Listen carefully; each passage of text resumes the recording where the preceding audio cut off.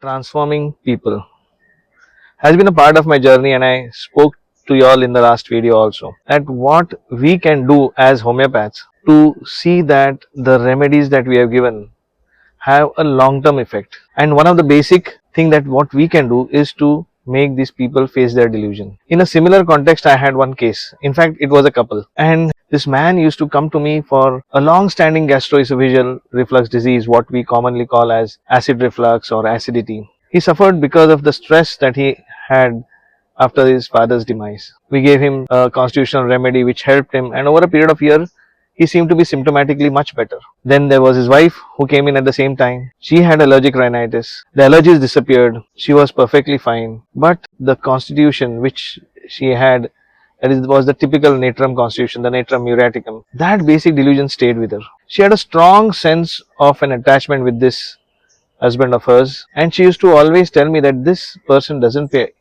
enough attention to me. He's never with me when I really want him. I'm doing so many things for him, for his children, for his house, for managing his accounts, just for that small time that he spends with me, and I should feel that he is there for me. That is something which I never felt. He has given me all the riches. I have a beautiful house.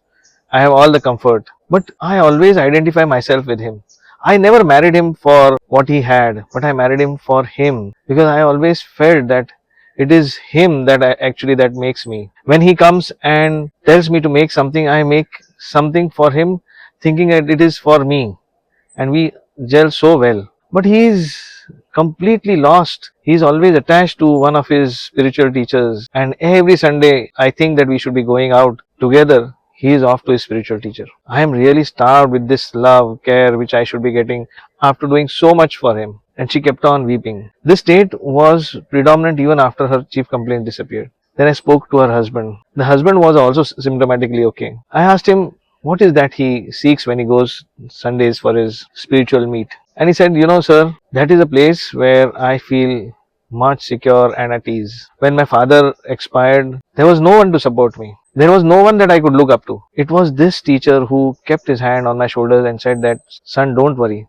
I am there for you. I will take care of you. You can lean on me whenever you need me the most. And from that time, I have been always going to him. And after being there, I feel a sense of security, ease, comfort, whatever you may call. But it is this wife who doesn't understand. And I have been telling her so many times that I just go there so that I feel good. Now what was happening here? Both of them were equally right in the way they were. But when together, they were actually distancing apart. Because he wanted a wife who would allow him to be what he wanted to be, and she wanted a husband who would be with her when she needed the most, and that was not happening. When I asked them the reason, both of them had their own justifications for it, and they vouched it more than what they could have done.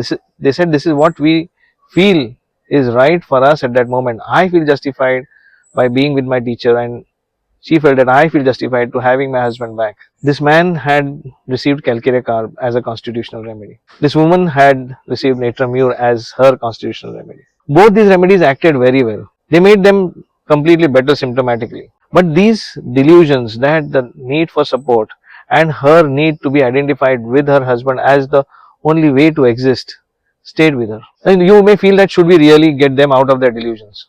Or let them be the way they are. Basically, that was even my quest for some time, that let them be the way they are. But keeping them that way, they would always feel the feeling of lacking. She would always feel that she lacked the love and care which she should get from the husband. And he would always feel that my teacher is a source of care and support. We many a times identify some people in a role play of what we miss the most. And this man was doing the same. This man was seeking this spiritual teacher as a father. And this woman was missing her husband as her own identity. So I had a separate consultation with them.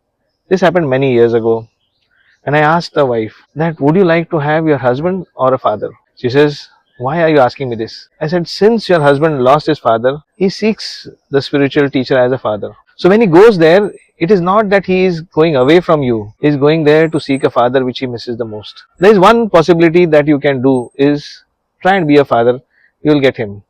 But you will really would like to have him as your father or a husband? She says that I would love to have him in my life as a husband. So may that be. And then I had a consultation with the husband. I told him that you can continue doing whatever you're doing, but there is one thing that you need to do for your wife. One day, whichever day you choose in a week, take your wife out for a coffee, for a walk, for a stroll, whatever. Tell her that it's only because of you that what I am, and you are the only love of my life. Just say these words again and again every time.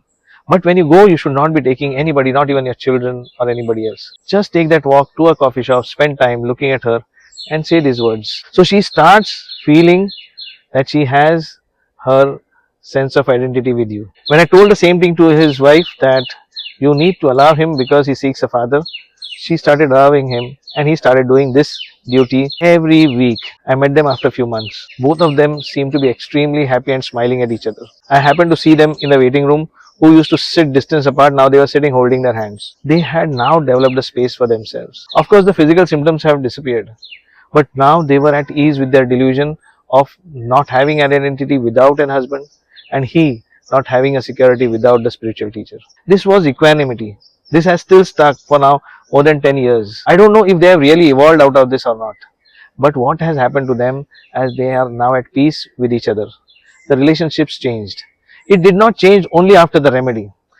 The remedy gave them the symptomatic relief, but their perception changed when they could face the delusion individually. We just need to give them the subtle push to make them see what they are and maybe show them a mirror. This really helps. Try doing this in your patients very safely with all awareness, and you will see it in your cases too.